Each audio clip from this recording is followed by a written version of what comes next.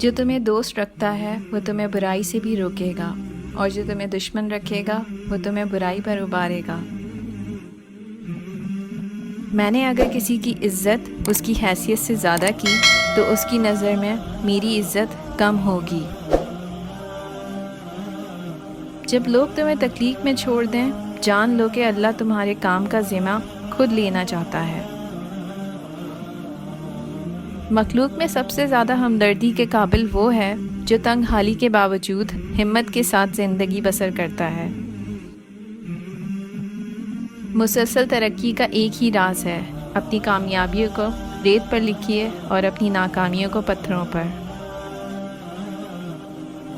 4 چیزیں بدن میں قوت پیدا کرتی ہیں: گوشت کھانا، خوشبو سونگھنا، کثرت سے غسل کرنا اور سوتی کپڑا پہننا۔ جو تمہارے اوصاف بیان کرے جو تم میں نہ ہو، وہ تمہارے ایسے عیب بھی بیان کرے گا جو تم میں نہیں۔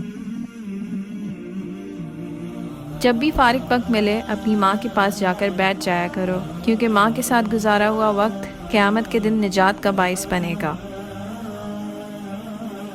اگر لوگ تم سے متاثر ہو رہے ہیں تو تکبر نہ کرو، بلکہ اللہ کا شکر ادا کرو کہ اس نے تمہارے عیب چھپا کر تم کو لوگوں میں معزز بنا رکھا ہے۔ لوگوں کی باتیں پتھروں کی طرح ہیں، ان کو پیٹھ پر لا دو گے تو پیٹھ ٹوٹ جائے گی۔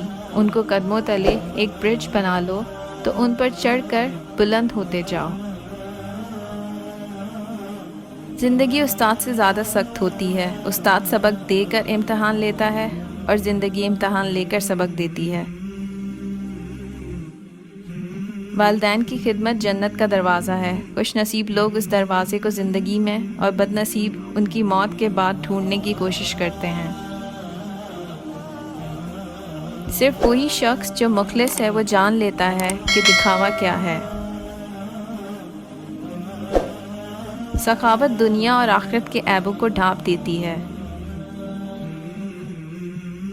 دل زبان کی کھیتی ہے، اس میں اچھی تغم ریزی کرو، اگر سارے دانے نہ اگ سکیں گے تو پک کر ضرور اگ جائیں گے۔